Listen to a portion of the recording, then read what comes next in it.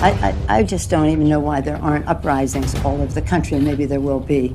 People need to start taking to the streets. This is a dictator. You know, there needs to be unrest in the streets for as long as there is unrest in our lives. Enemies of the state. Show me where it says that protests are supposed to be polite and peaceful. Do something about your dad's immigration practices, you feckless. When they go low, we kick them. How do you resist the temptation to run up and wring her neck? The biggest terror threat in this country is white men, most of them radicalized up to the right. I thought he should have punched him in the face. I said, even if you lost, he insulted your wife. Yes. He came down the escalator and called Mexicans rapists and murderers. He said, well, what do you think I should have done? I said, I think you should have punched him in the face and then gotten out of the race. You would have been a hero. I'd like to punch him in the face. I said if we were in high school, I'd take him behind the gym and beat the hell out of him. Punch some people in the face! When was the last time an actor assassinated a president? They're still going to have to go out and put a bullet in Donald Trump, and that's a fact. Look as his character is stabbed to death. Where is John Wilkes Booth when you need him? I have thought an awful lot about blowing up the White House. A Missouri state senator is under investigation by the Secret Service after saying she hopes President Trump is assassinated. I will go and take Trump out tonight. And if you see anybody from that cabinet in a restaurant, in a department store, at a gasoline station, you get out and you create a crowd. And you push back on them. And you tell them they're not welcome anymore, anywhere. And sadly, the domestic enemies to our voting system and our honoring our Constitution are right at 1600 Pennsylvania Avenue. They're not going to stop before Election Day in November, and they're not going to stop after Election Day. And that should be, everyone should take note of that on both levels, that this isn't, they're not going to let up, and they should not. If you think we're rallying now, you ain't seen nothing yet.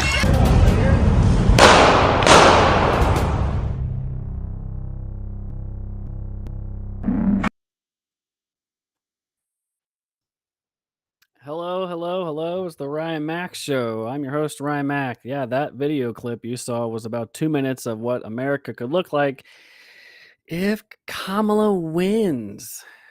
Yikes. Chaos everywhere. Welcome to the Ryan Mack Show. Rumble, YouTube, Facebook, X, although I'm currently suspended on X for a week because I told one of the Krasenstein bros to eat glass. So note to self, don't tell anybody to eat glass if you don't want to get banned on X. So much for free speech. All right, welcome to today's show. Got a lot to talk about. Some breaking news over a Supreme Court case that just got handed down. I'll get into that in a minute. So the markets are on fire globally.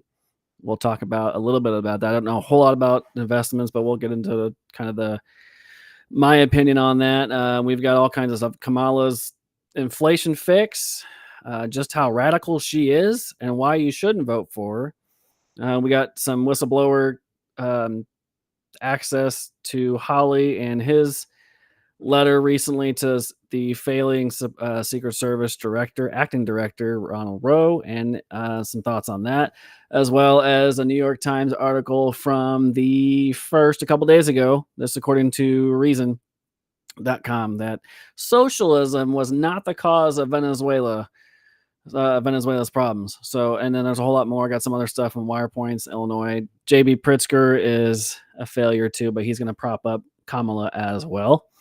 If you're just joining on Rumble, welcome. I haven't seen anybody in the chat yet, but that's fine. It's Central Time. We'll be good. So let's get right into it. There is some breaking news to the Supreme Court. So the Supreme Court has rejected Missouri's effort to block the sentencing and the gag order against Trump in the New York case. So Trump, as you know, was convicted of 34 felony counts by a New York jury in May. This, according to Fox News, just recently broke. The Supreme Court has denied a motion to step in and rule on a lawsuit brought by the state of Missouri and AG Andrew Bailey there that attempted to temporarily block legal proceedings in the New York case of Trump versus New York. Justices Alito and Clarence Thomas said they would have granted the state's request to file a bill of complaint, but would not grant the relief the state was seeking, which I don't know if that's based on standing or not, but There's more information come out as we go. The claim was filed by Missouri Attorney General Andrew Bailey, who is a Republican seeking full-term seat this fall. He said it's disappointing the Supreme Court refused to exercise constitutional responsibility to resolve the state versus state disputes. He posted on X and he said, I'll continue to prosecute our lawsuit against Kamala Harris and Joe Biden's DOJ coordination with the prosecution against Trump. So the Supreme Court basically said, we're not going to take a look at that right now. So that's the news there. There's also Daily Wire. If you go across Google, you can see just about CNBC, NBC News.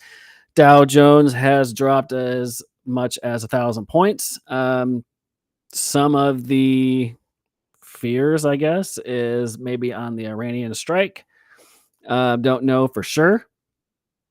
As we get more information, I'm sure will come out as far as what. But I don't think, my quick thoughts on it, I don't think it's a correction. I think the markets ebb and flow, obviously, over the course of forecasts and investment around the globe. But this is a confidence issue across the board that could be related to Kamala Harris's forecasting in the future, what her presidency would look like, as it did previously under Trump, when it shot up. Now you can hear the Democrats cry and, oh, it is the best economy ever, the best market, it's up over 40,000, blah, blah, blah. That's not an indicator of how bad the economy is. It's just a projection. And you can say it was Trump's economy and why it was doing this all, but 3.5 years in, this is Joe Biden's mess, and we knew it was going to be a matter of time before it crashed. And it certainly looks like we're headed for at least a large correction, markets across the board. So this has got off to a rocky start. Monday morning, the Dow plunging more than 1,000 points as the markets dropped amid growing concerns about a U.S. recession. Now, I've said for months, and if you've been following, that I think we're in all kinds of mess economically. As you guys know, the administration has lied and said this is the best administration, the best economy in the world, and we have built it back stronger. And that has been an utter lie. You and I both know, as people who aren't overly rich and famous, we have struggled to afford anything in this economy for the last 3.5 years. So as much as the Democrats can sit there and say that this is the best economy ever, you and I both know it is not. It is flailing. So if your mortgage is up twice as much for interest rates, food prices are up as much as 40% across the board, housing is a mess. You can't buy a car for less than probably 7 or 8% right now. Interest rates are still going up and inflation is still up. It may have come down from its 9-something peak, but it's cumulative, right? We know that. And so we know now, with this drop in the stock market and the crash of some of these things, it's not a good thing, and it's not going to be. So prep while you can. Make sure you have your money in a safe spot so that it's not going to be hammered by the economic tumbling that we're due for. All right. So anyway, the Dow Jones dropped as much as 1,092 points Monday morning early, and was hovering about 2.5%, about 10:43 Eastern time. So NASDAQ fell by 4%. S&P dropped by 3.3%.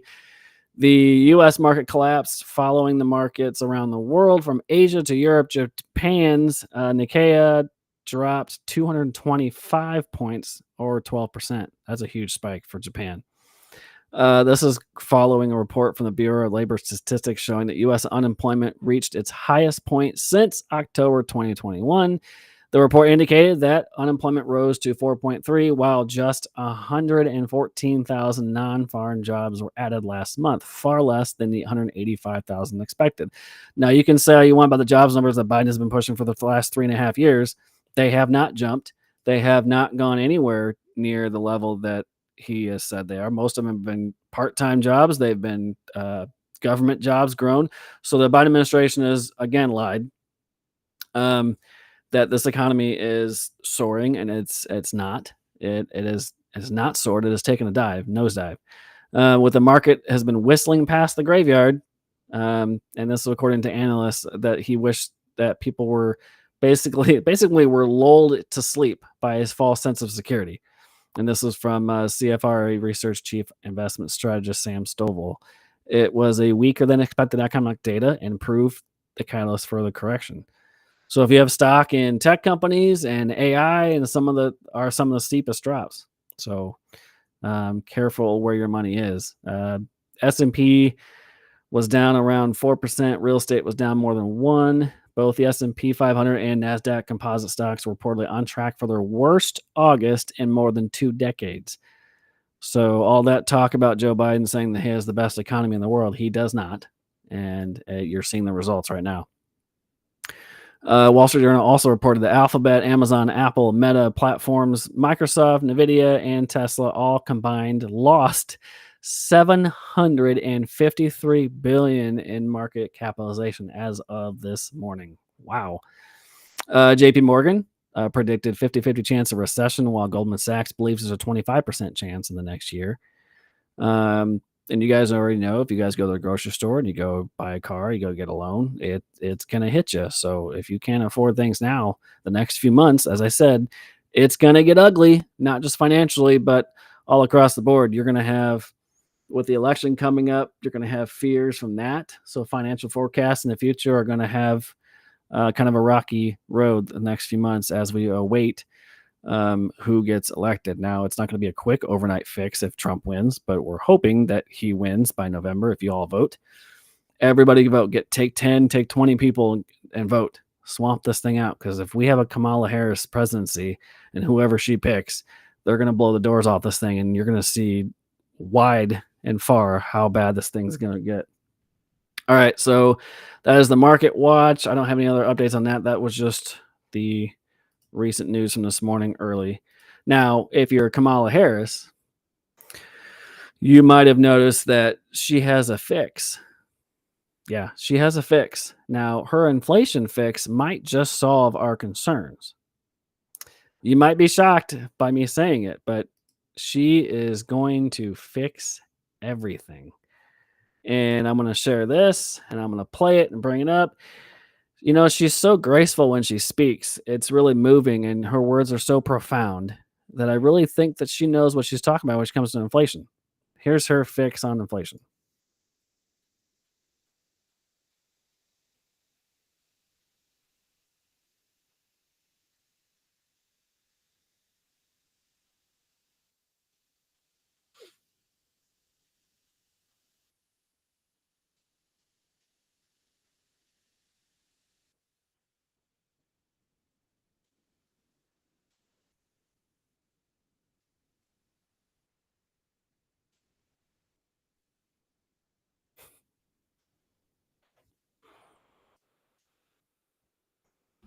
Mm.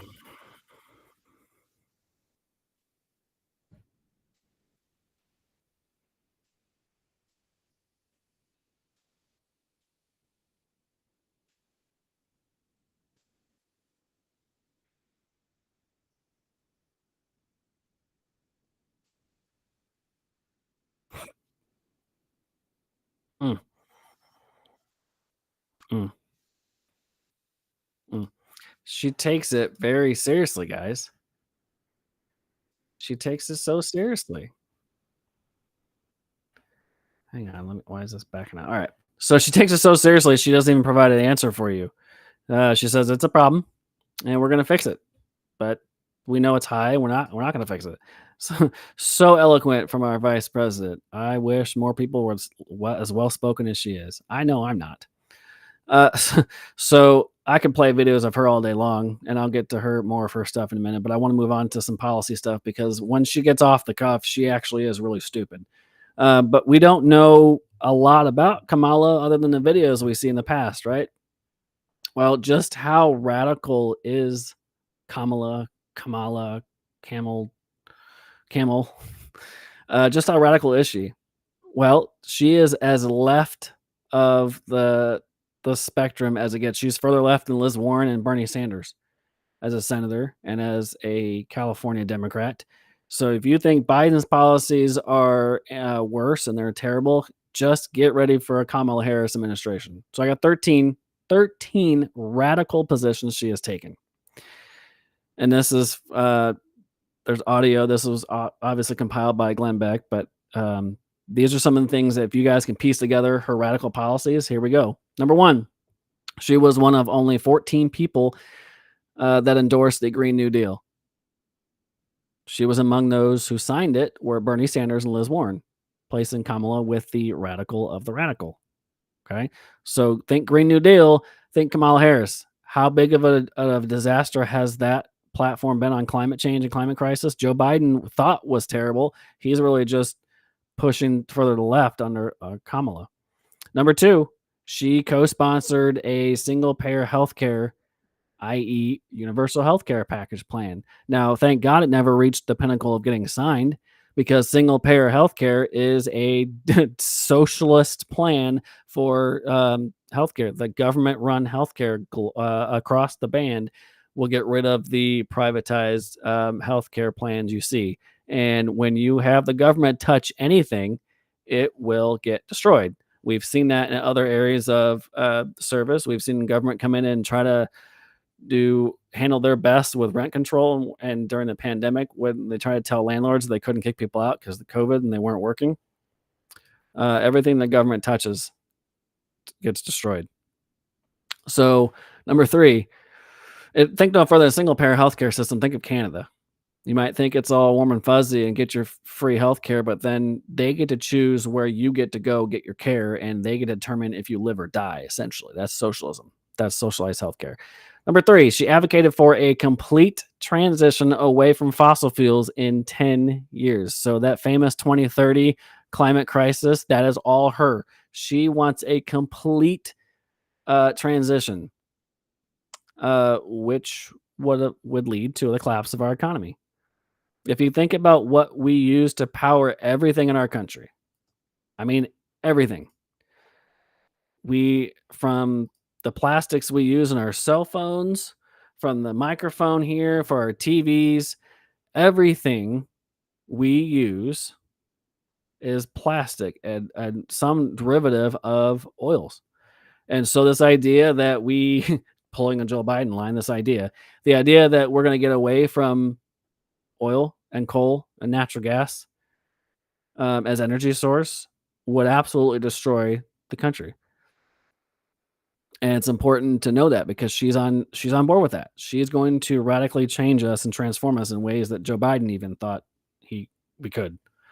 Number 4, she is a universal government jobs guarantee.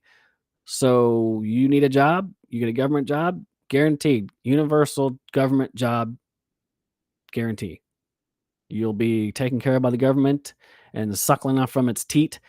And under their rule, if she gives you a job that, I don't know what kind of job that'd be, but she's the universal government jobs guarantee, where you can just continue to work for the government and everybody gets a job. Everybody be fine. A mandatory wage. Everybody gets a wage guarantee. They get all that.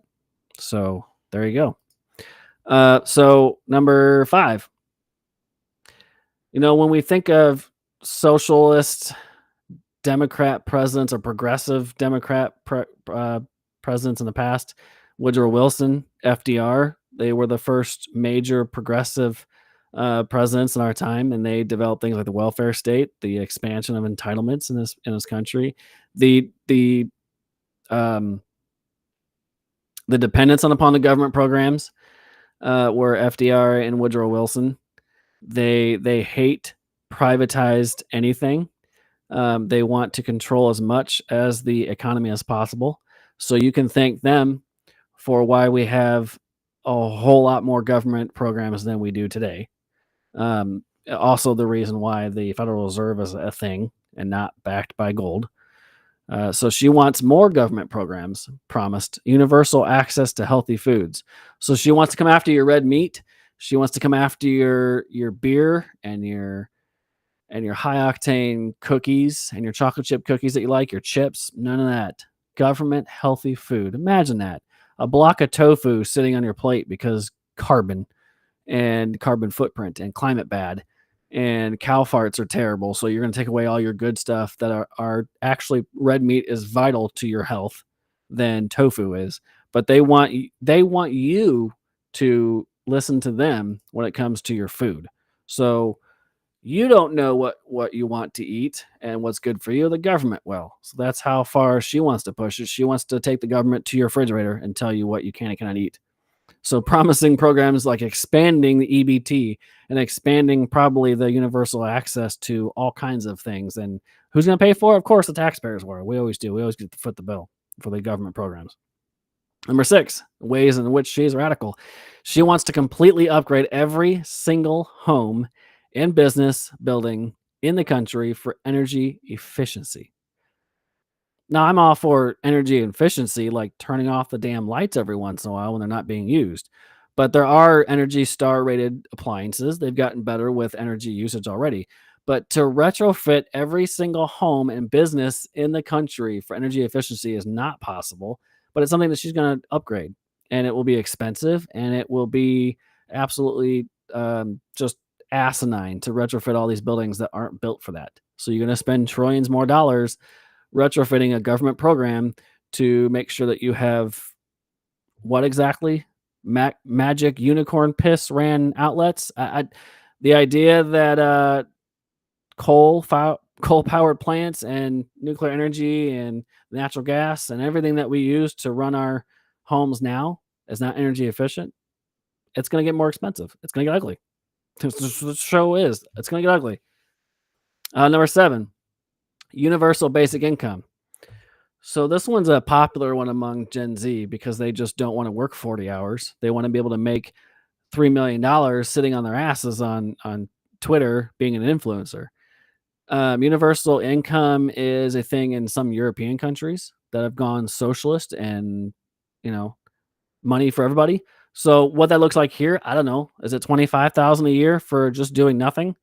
Is it 30,000? Is it 35,000? I don't know. But if you multiply that by 2 or 3% of the population that utilizes it, that's going to be very expensive as a country to generate. Not to mention, again, the taxpayers who pay all the taxes in this country is going to be the ones primarily footing that bill as well. So you can thank your President Kamala Harris for universal basic income if she gets a hold of it. Now, she has to have Congress, and she has to probably get the Senate and the House in order to push that. But like we saw with Obama, I don't need Congress. I'll just use a pen and paper, and I'll just executively order Obamacare to be a thing and DACA to be a thing, even though it's illegal to have the people that have been here for 30 years just be here without being deported. So the Dreamers thing. But yeah, that's what she wants. She wants universal everything. Basic income, government jobs guarantee, transition away from fossil fuels. It's going to be great. Healthcare, government run everything. If government was efficient at the things they do run, it would be a lot easier to say, you know what, that's fine. I could go for that. But when has government been efficient at anything it has touched? It has not. Everything that government touches turns to shit. And that's where we're at. So universal basic income. Now she wants a new national living wage standards. And I can guarantee you what that access means is that whatever you're making now, it's not enough. And if you're not working because universal basic income, you're probably going to need, I don't know, what's different. My needs is different than your needs. So your income might be different than what mine is. But who's to say we all, in the name of equity, we should all have $70,000 a year? Well, I guarantee you right now, $70,000 a year doesn't pay for the things it once did.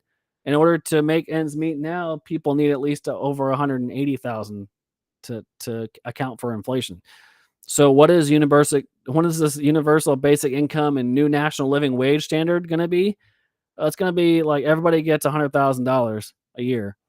And then you're going to see inflation go to a level where it's going to reach 50 to 60 to 70 or 400% increase the way in Venezuela and others have gone, because why not? Free everything.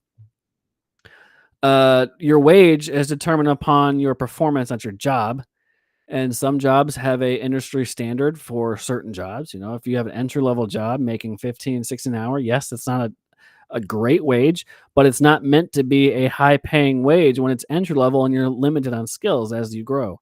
There are highly great paid jobs across the country. Most of them have required a degree, but there are also great skill jobs that you don't have to have a degree and you can make as much money as you want.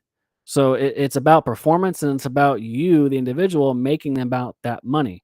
Whatever your needs are as an income, that should tell you all you need to know. If you need to cut back because you're spending too much, it's probably more likely the case. If you need more money, it's not because your income, is probably because you're spending too much. So this whole idea of new national living wage standard, what's living standards in California? That's going to be different than living in, Wyoming. So you can't have a blanketed national living standard when some states are lower income thresholds and some are higher demands because of the standard of living. The standard of living is not the same across the states. So this idea that you can have a new living national wage standard blanketed is just not feasible. But again, this is who she is. She also wants more power for labor unions, as if they didn't have enough power as it is. The teachers union, the UAW heads, the leadership of the unions are the ones that vote Democrat. The workers, the hardworking individuals that don't support the unions but have the benefits, that kind of thing politically, they don't want anything to do with the politics of the unions, but they support candidates that are more conservative and more Republican. But the union leadership is who is going to vote for Kamala, Joe Biden, Hillary, JB, Gavin. Those are the ones who are going to be pushing Democrat candidates and socialist candidates.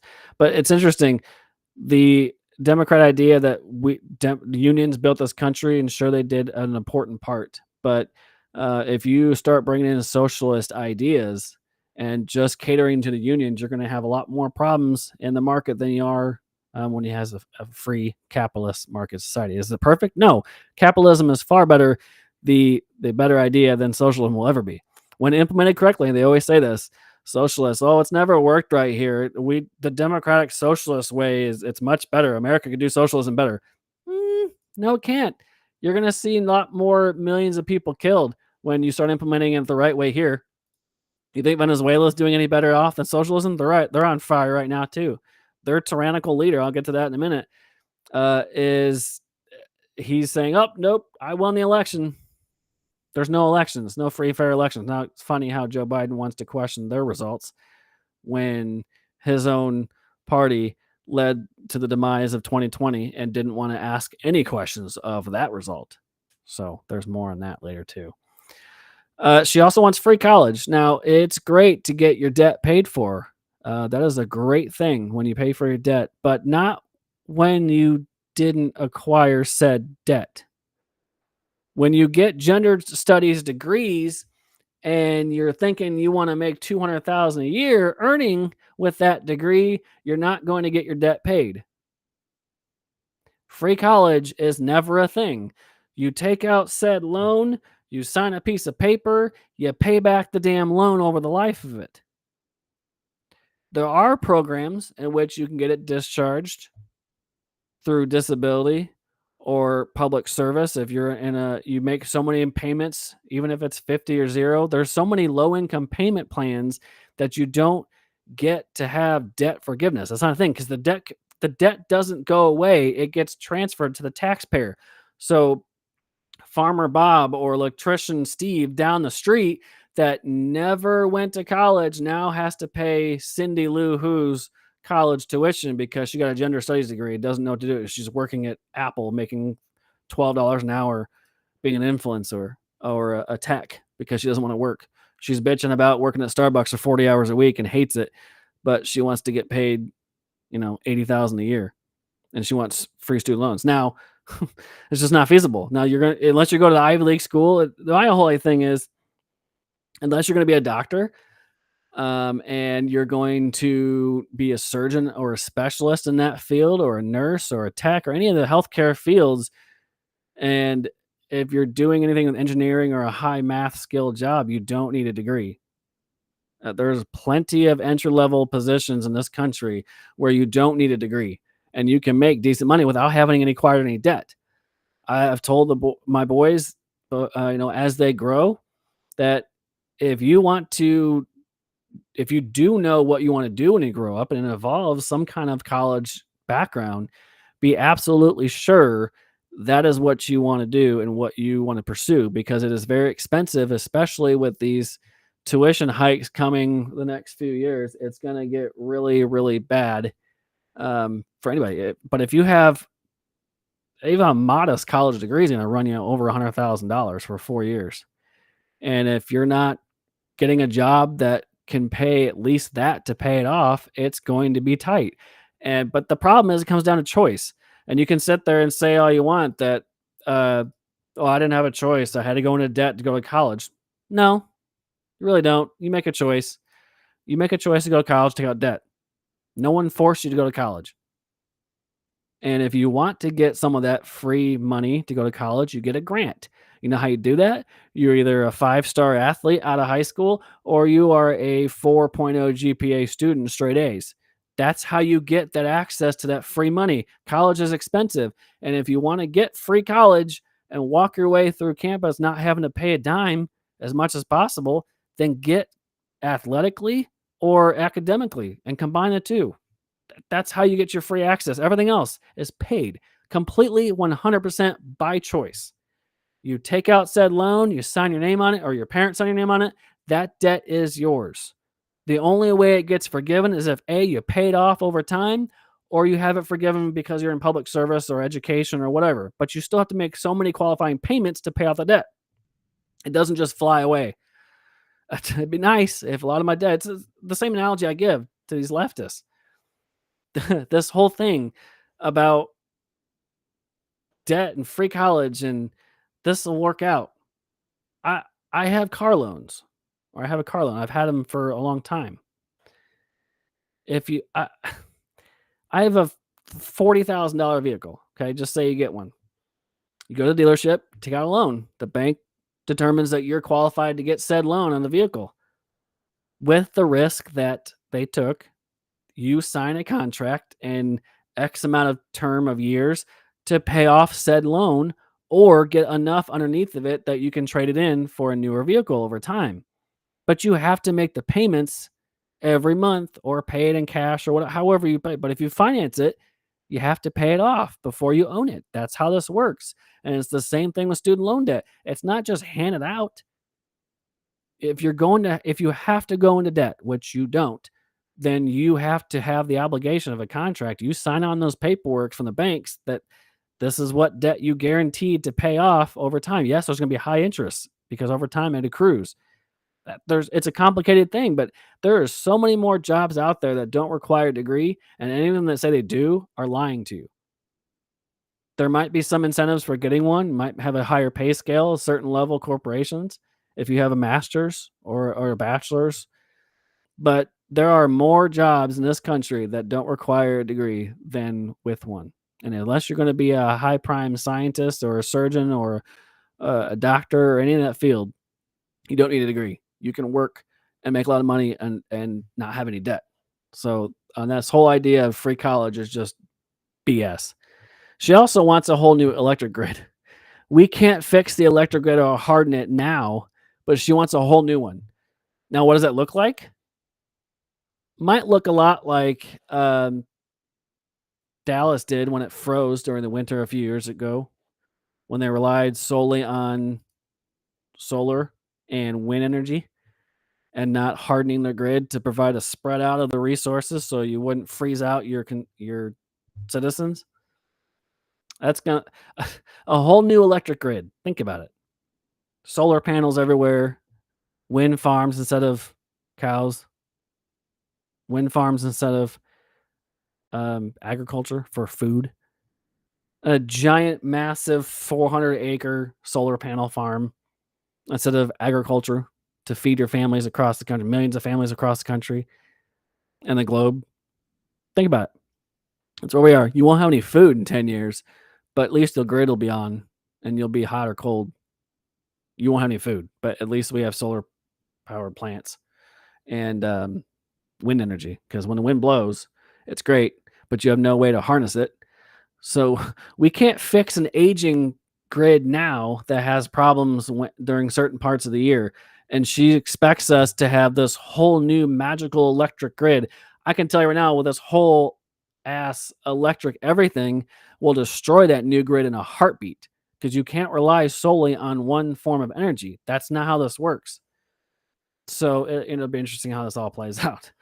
But yeah, and just a few more. This one's great. The end of gasoline cars by 2030.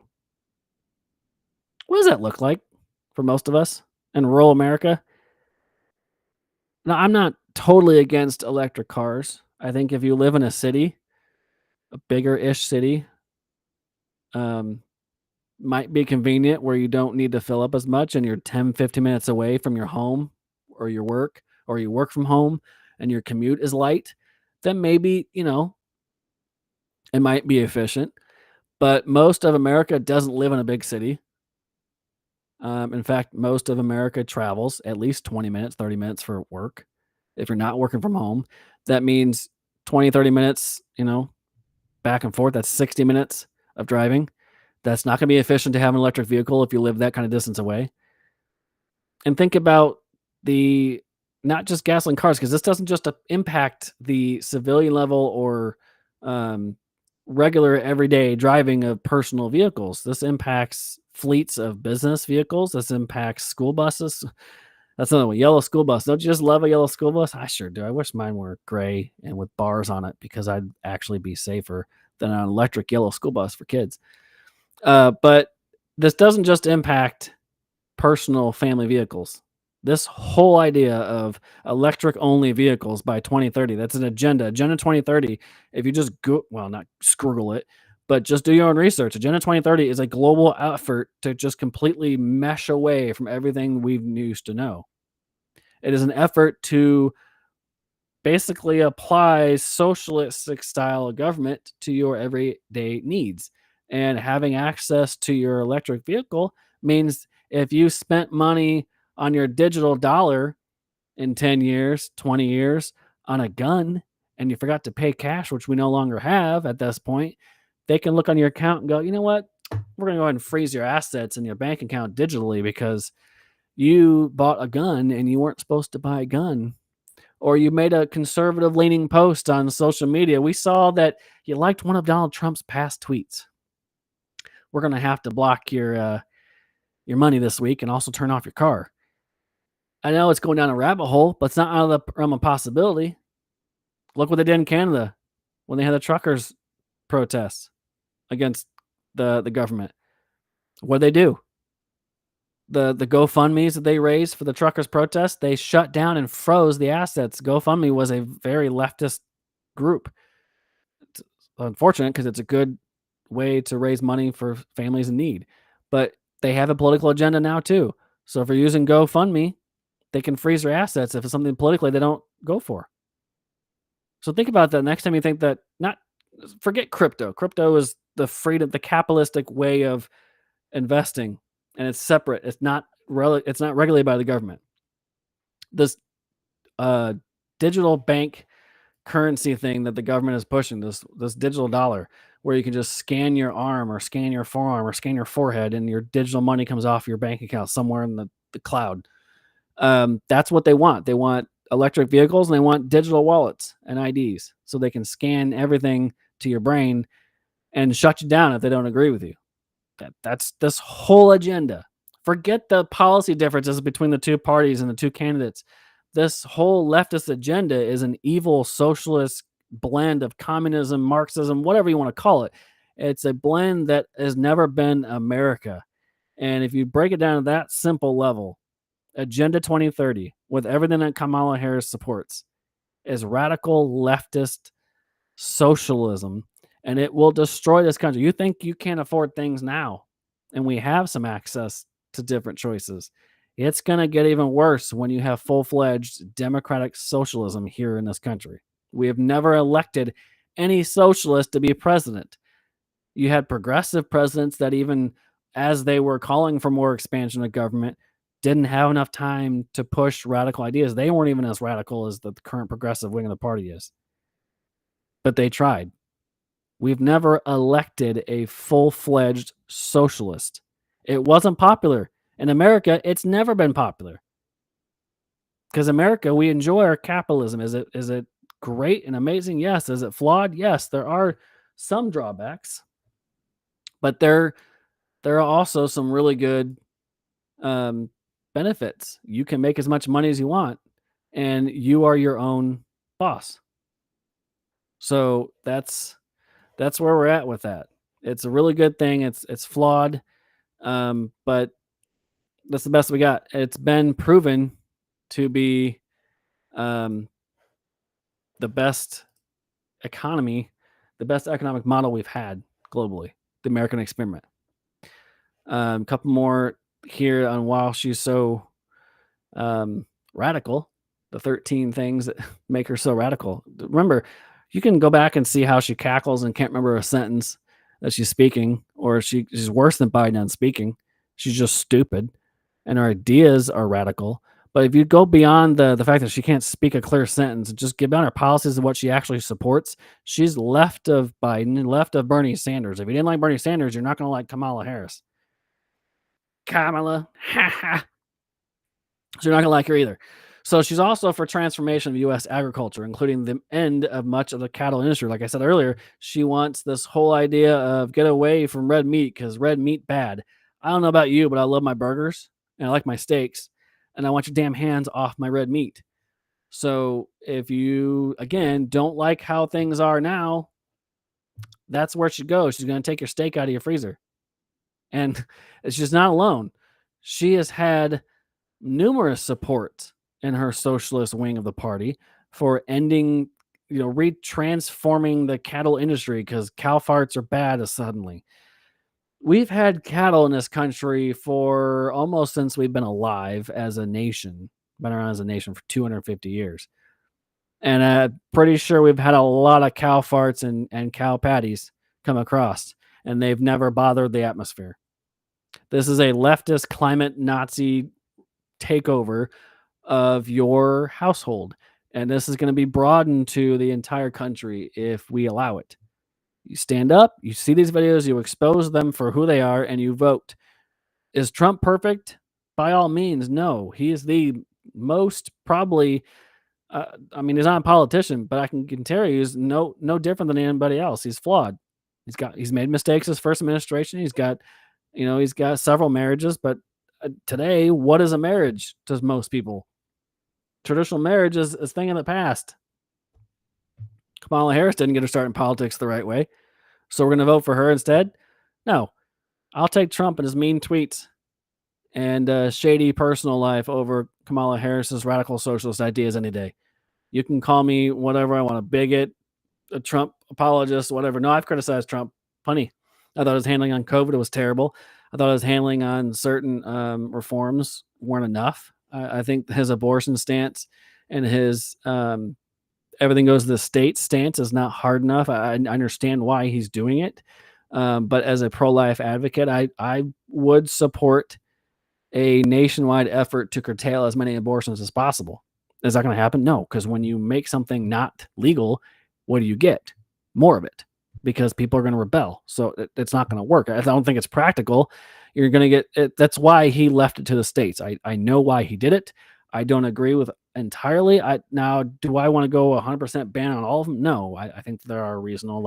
I think he's more liberal in that sense, but not progressive liberal, like the traditional liberal kind of libertarian way.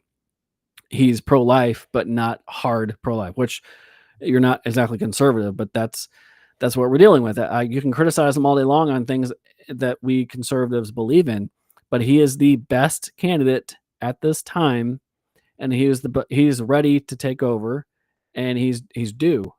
Not to take away from the others that were in the race, but Trump is who he is, and that's why 95% of the party supported him during the primary and want him to run again. At that base, you're not going to get that base. And if you're a candidate in the next election, because look at it, he's a lame duck. He's not going to have a 4-year re-election hang over his head. He's going to do what he needs to do that he learned from his first 4 years, and he is going to cut out and be held to the fire, cut out some of the crap that has been happening the last 3.5. So is Trump the absolute most conservative candidate that was in the race? Probably not. But his policies in 2016 through 2020 served as a reminder that they work, and he was able to reach across where he needed to to get things done. Now, if he has a Senate and a House this time, he'll get more of his agenda in. Trump Agenda 47 will work, and it will blow the woke out of the water. He has to be held accountable to those messages and those changes in ways in which that caught him from getting tangled up in the swamp before. But it has to change. All right, so we move past Kamala Harris. And I don't know if there's any more breaking news that we can touch on before I get some other stuff. Still have the SCOTUS rules. They denied that, the gag order.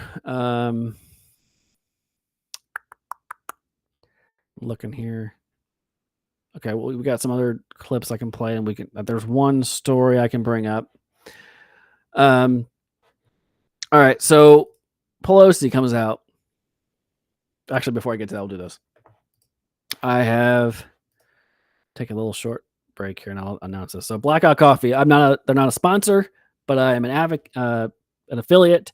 And if you like awesome coffee, and even better, you like an awesome company that is conservative in their values and a supporter of the troops, look no further than Blackout Coffee. I drink it every day. We know Dan Bongino and so many others support it and drink it daily, probably 7 cups a day, more than I do. But Blackout Coffee is a true American company. They're out of Florida. It's great coffee. They don't waste their money on shitty beans. They roast the best beans. They don't roast until they get ready. They don't ship it until they get ready to roast it. So you get the freshest coffee, not like the coffee you get in stores that sits there for months on end. It's not really fresh. So blackoutcoffee.com, use promo code RyanM10 to get your discount on your first order. Blackoutcoffee.com, promo code RyanM10 gets you some Blackout Coffee. It's great stuff with awake, not woke. All right. So I don't know if you saw another clip, but apparently now that Joe Biden has stepped down, which I saw it, I didn't think he was going to remain in the race much longer. I didn't know at the parameters in which he would release the details. He was no longer running. We can get into that as we have responses from that, but the weird letter that wasn't really signed by him and the 4-day absentee thing where he just disappeared off the face of the earth for 4 days and everybody thought that he was dead. I think he's dead. So we can play on that all we want to how the response is, because in the day of tech, you quit your job and it's the terrible thing to do, but some people just text like, I quit, I'm out, or they send a post like I'm out, or they, whatever. Apparently the president says, I'm not doing my job anymore. So I'm out on Twitter. I mean, you can criticize him all you want. Trump used Twitter as a main point to get to us in 2016 because he couldn't get his word out because they kept twisting his words in the media. So, but now that Joe Biden is, dead somewhere or in the White House bunker in the basement, not really doing much, just sitting there eating ice cream and falling asleep. And Kamala Harris has been out there. She has now been pulled because she is in the Situation Room waiting the information from Iran and their supposed retaliation this week. So that's like it or love it, hate it, whatever.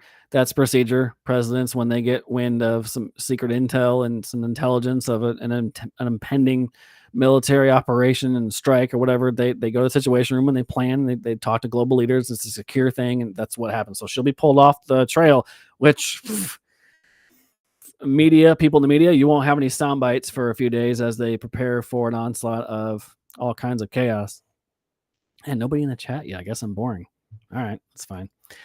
So Pelosi thinks that ever since Biden stepped down, that he ought to be put up on the Mount Rushmore of presidents. Never mind Thomas Jefferson, Teddy Roosevelt, Abraham Lincoln, George Washington. No, that's not enough. Joe Biden is just like one of them. I don't know how hard I laughed when I heard this, but only lasting 3.5 years of your presidency and having been forced out by a gun at the head of the party because you couldn't make it another 4 years doesn't seem to rise to the level of maybe Mount Rushmore. I mean, you kind of have to be consequential in something other than just eating ice cream and talking out of your ass. But here is, let me pull it up here. Here is Pelosi. She thinks that Joe Biden is consequential.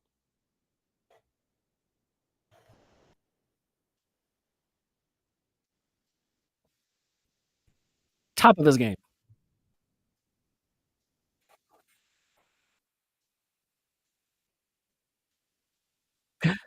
Even Leslie Stahl thinks it's bullshit.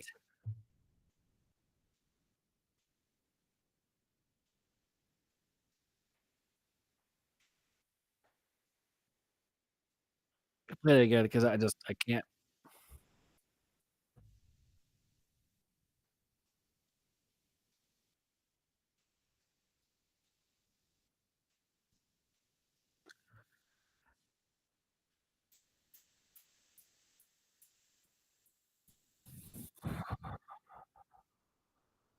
Oh my god. Nancy, have another frickin' glass. Does she can't possibly mean and be serious about Joe Biden on Mount Rushmore. I'm sorry. Maybe on the bottom of the hill somewhere in Louisiana. I don't know. The edge of the ocean or the cliff out in the mountains on Oregon. Just kick him off. But Mount Rushmore, what has he done that has warranted Mount Rushmore face? Anybody? No? Okay. That's what I thought. He's not consequential. He's consequentially stupid. He's old. He's senile. He's got some cognitive burnout.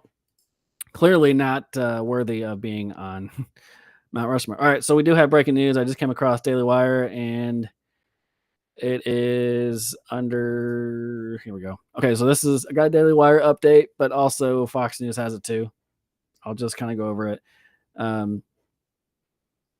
Sometimes the show breaks, and sometimes we go on other topics. But I want to catch certain things that are more important than some of the things I talk about and some stories I share that are maybe recent in the news. But we do have some breaking news. Several U.S. personnel injured in suspected rocket attack at al-Assad Air Base in, I'm guessing, Iraq.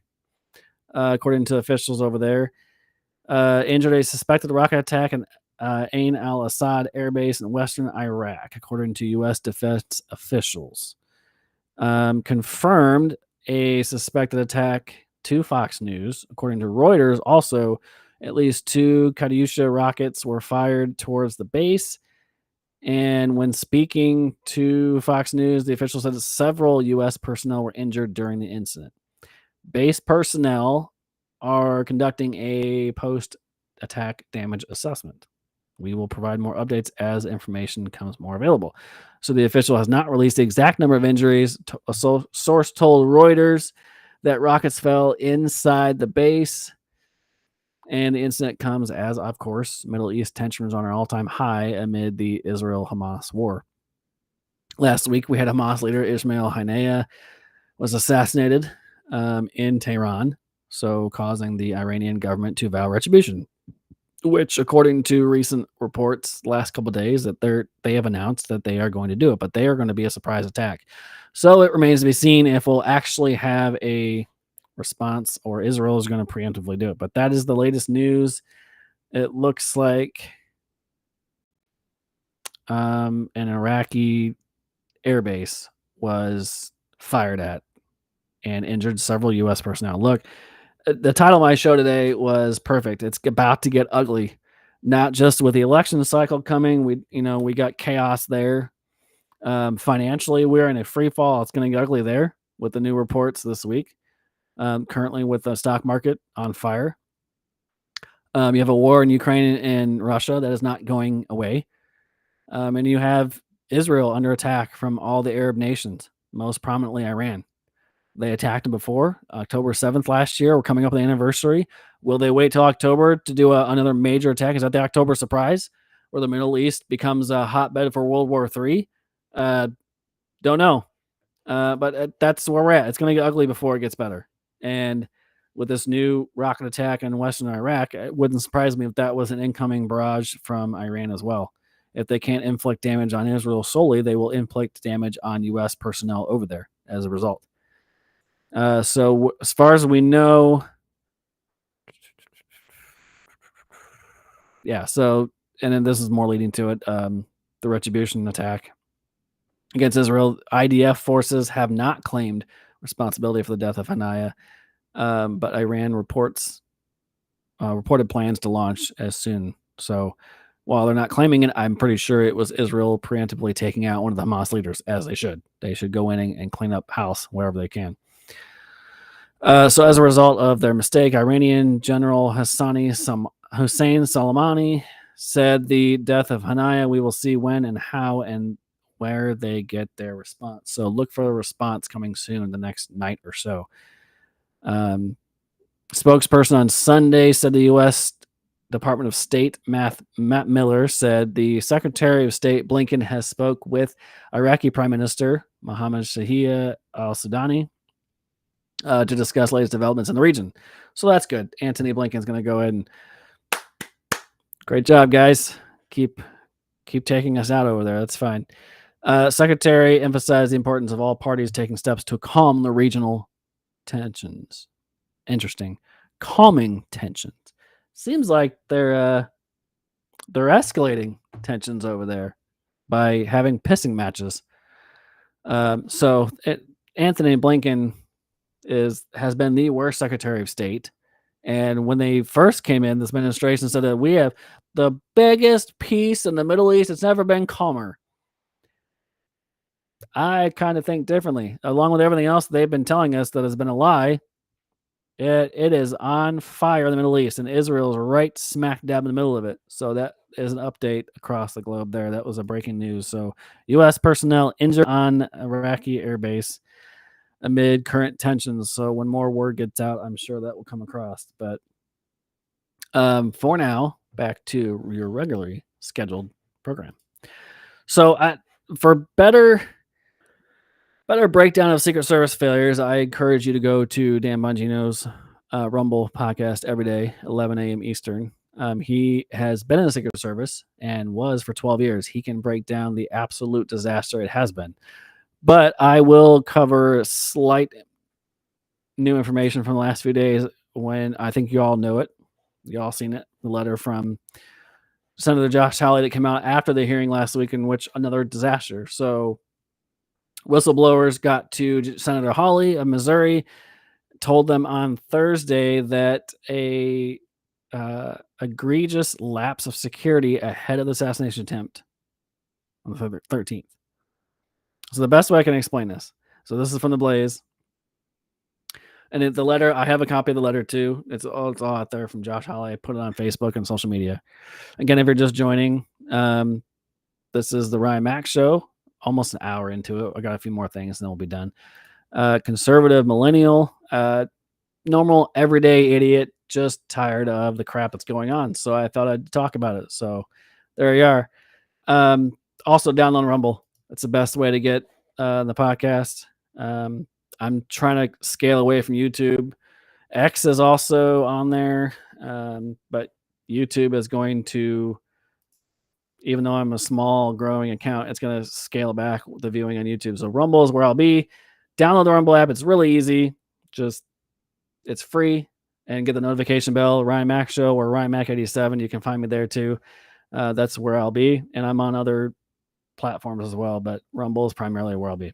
And I also joined other Rumble platforms as well. I'm a Growing Nation. Thank you for helping grow my channel as well. Shout out to you guys, all of you in the McGroin Nation, and those others that come from it. Also, quick housekeeping update. I plan on getting in touch with, actually I have, I've just had to set up the next chance to have them on live. The group from the Freedom Corner for January 6th prisoners of the Gulag that are in Washington, D.C.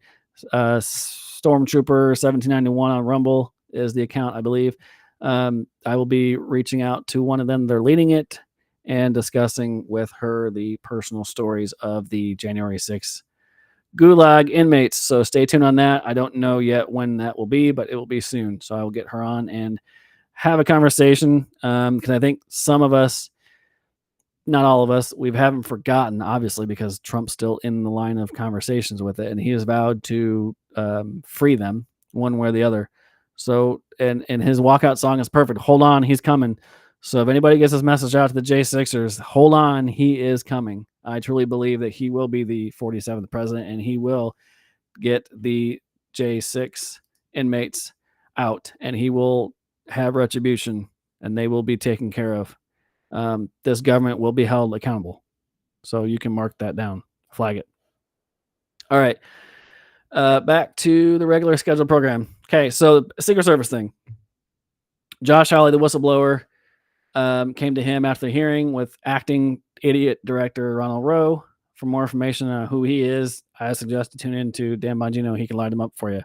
But there's information that a Secret Service counter surveillance division was cut. I don't know a lot about the ins and outs of Secret Service, obviously, so just bear with me. The team that is tasked with going to events prior and doing their surveillance and threat assessment was cut by almost 20%.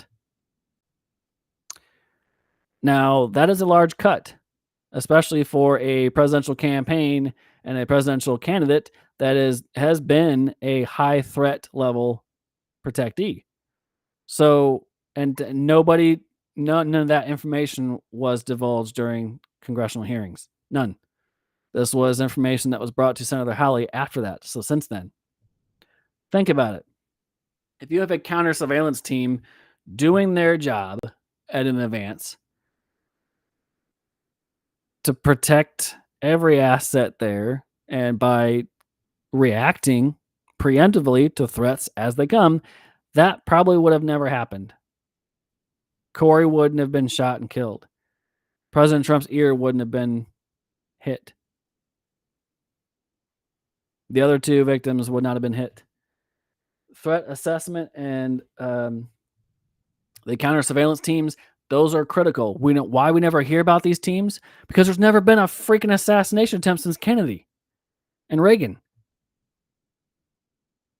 This is such a catastrophic failure at all levels of the Secret Service. This latest report about this, and there's more from earlier. Susan Crabtree has more information on other details, but I want to touch on this because this is to best illustrate this. This is like analogy like umpires and referees in a football game or basketball game. It's better to be seen and not heard, right? So you're not going to know about thwarted attacks because it's not going to reach media because they never were attacked. Crooks would have never gotten shots off because he would have been arrested for having a rangefinder at the rally outside the perimeter. These teams would have noticed him before he got on top of that roof. They would have notified or been notified and gotten their due diligence out of the way. The drone they would have seen, they would have found some way to find that building and mark it off. That's the surveillance team that was cut. The division in the Secret Service was cut by 20%.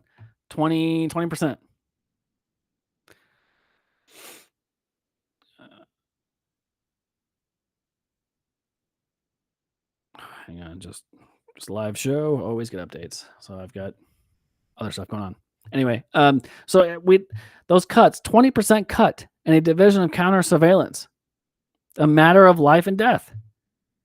And neither Cheadle nor Rowe mentioned that detail when they were getting grilled in front of Congress. Weird. Because if they had mentioned it, we would have at least gotten more and we wouldn't have the whistleblower. But think about it. The umpire analogy. You can go to a baseball game and you notice all game. You don't notice any of the umpires by name or by otherwise. You don't see them. They're not heard of unless they make a mistake that either leads to, in baseball's case, a few runs, a home run later on in the inning because of a failed call at first base that leads to more runs. The difference in the ninth inning, winning or losing for a team. In football, also the difference of winning and losing. You throw a flag late in the game, team's driving to the score, back them up. Now they got to kick a field goal instead of a chance to win it. You don't see them, you don't hear them when they do right. You don't know anything about what's on the Secret Service details or what's on their team when they're going well. You don't hear about it, the things they attack until later. You don't hear about the things that have gone wrong because they thwarted the attack and it came out later and said, well, they arrested somebody. The RNC, when I went live with DPB, there was 2 people arrested. One was taken down in front of the RNC, outside the RNC perimeter. You don't see things when they go well. You don't see things when they go well. You see things when they go bad.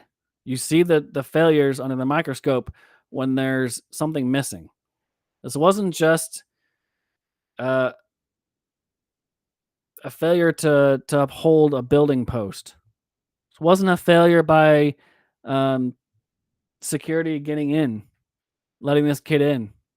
He was outside the perimeter of security, letting the people in. So he evaded the metal detectors, the wands, and everything.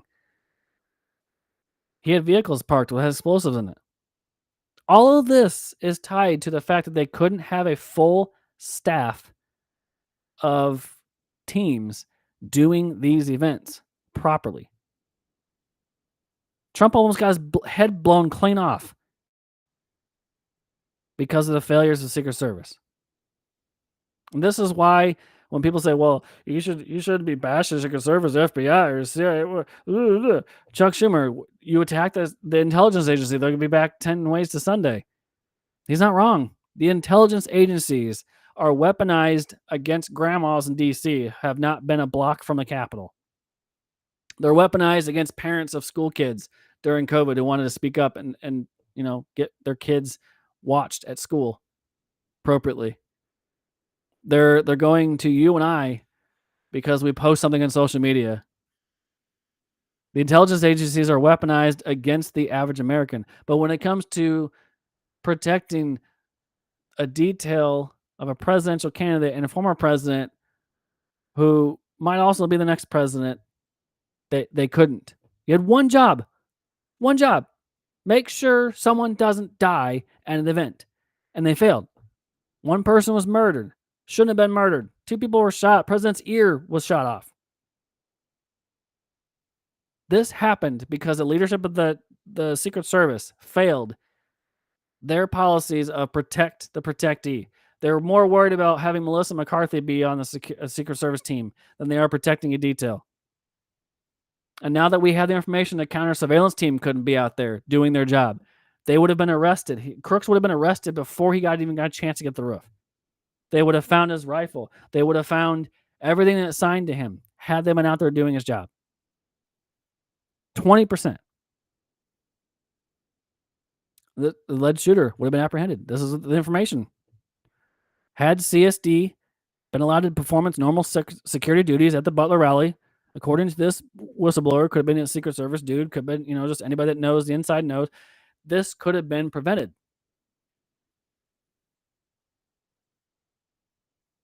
I hesitate to call it an inside job because there's so far no evidence to suggest otherwise. I don't like just conjuring down one-way tunnels to nowhere. But when no information is provided, how can you not just think, oh, wow, this looks kind of fishy? This is one. Cutting a surveillance division by 20% and not telling anybody about it. Oops. We cut teams, but we don't cut vulnerability. That led to a president almost being shot. So it remains to be seen what happens with there. Obviously, Dan Bongino knows more of the ins and outs, and he's breaking it every day, a week in advance in the media. That is where you guys can catch the instant news from there. I just want to bring that up because I think it's crucial to bring up that point. When you make cuts to a protectee service and you don't think those cuts will end up in a vulnerable situation, you're wrong just about 99% of the time. Just about 99% of the time. Because we've seen it. Somebody wasn't there, therefore a vulnerability occurred. People were shot. Somebody was killed. And they don't think that this was going to be a problem. It's just an everyday at the office. No, sorry. You had one job. Make people not get dead. That's it. That's all you got. All right, one last thing before I get out. I know I'm a little bit over an hour, but I want to get all stuff to you. So, the Venezuela situation. The election there is a result of the communist, socialist dictator Nicolas Maduro. He has been a leader in charge. He was installed after Chavez died in the Obama administration. basically. So from one dictator to the other. This according to Reason.com and New York Times. They criticize New York Times. New York Times had this post. This was from Thursday. The New York Slimes. This is what they should be called because this is how terrible they are at reporting. They think brutal capitalism, not socialism, ruined Venezuela. Capitalism ruined Venezuela. There's a fact check. Venezuelan President Nicolas Maduro is a leader of the current Socialist Party in Venezuela. He's an authoritarian leader. Same article that I'm reading from. Last weekend, he declared himself the winner. Just like that. Just because, hey, elections, I won. Stop counting. No need to win. I won. Okay. Try that here. It did. 2020. Awfully similar. No. Don't question it. Oh, Joe Biden won. You're racist. So an outcome that's highly disputed. You have people in the streets. I mean, Venezuela's on fire. Current details we have is that the candidate that ran against him won in a landslide, according to early numbers coming out of the polling stations. Maduro was going to be absolutely destroyed. And once he got those numbers out, he crushed it. He's like, nope, I won. Socialists don't like losing. Dictators don't like losing. They will stop elections if they are losing. And no, New York Times, this was not capitalism. Venezuela was once a thriving country with as much oil to power them economically for a long time. Venezuela started to go down the shitter when they decided, hey, socialism's good. I like $75 bread. I like my inflation at 800,000% higher. No, this wasn't capitalism. This was socialism. You have a dictator type regime. You have power. You have the rich versus the poor. The poor get poorer, the rich get richer under socialism. In a small country like Venezuela, that's an extremely large gap. So he was lambasted because the regime's lack of transparency and said the process cannot be considered democratic. Of course not. He's a dictator. You have to pause. Dictator. Thousands of Venezuelans have taken to the streets and protests naturally in response to the government implemented crackdown, killing at least 16 people. Weird. Socialism always kills people. Detaining 1,000 more. Such behavior is entirely characteristic of Maduro, an outlaw who has faced credible accusations of drug trafficking, public corruption, and crimes against humanity. Also socialism. That kills. His leadership has failed the country into a depression. As reasons, Katarina Hall writes, almost 8 million Venezuelans have fled the country amid hyperinflation, shortages of essential goods, and rampant corruption. Many have expressed their desire to leave if Maduro remains in power. So guess where all those poor Venezuelan victims will go? Right up USA's ass. Right up our back door because it's wide open. The floodgates are open. Come on, come on. This is Kamala Biden. Kamala Harris's policy, the Biden-Harris regime of come on, come on. We're going to develop the root causes, even though she couldn't find shit. This is a result of socialist rule. As I said before, open the show, it's going to get ugly. Venezuela is on fire because dictator Maduro cancels elections because he's losing power. And don't think for a second it's going to not happen here. Will we have an election? Yeah, sure. Like they threatened with Trump. Oh, Trump wins, we won't have an election. No, if Trump loses, we may see the last of U.S. elections. And I'm not just saying that. Democrats don't like to lose power. One way they can ensure they stay in power? Elections. We don't need elections. Just vote for us. It's fine. They did it with their own party. They selected Kamala Harris. They didn't vote for her. You don't need democracy. Screw your democracy. I'll just select the presidential candidate. I'm telling you, it's going to get ugly before it gets better. All right. I've said too much. About an hour and 15. Thanks for joining. I know we got a little uptick in Rumble. Thanks for coming on. Again, subscribe, share, get the podcast out there. I'm live usually once a week by myself. Tuesday, Thursdays, I am with DPB on his show. Kind of collaborate together. 4 to 5 Central Time here on Rumble, YouTube, Facebook, wherever. I can already see YouTube doesn't have anybody watching because it's ScrewTube. So there's that. So Rumble is where I will be primarily. If I'm not live, I always throw some extra stuff up there, and I'll put videos up as much as I can.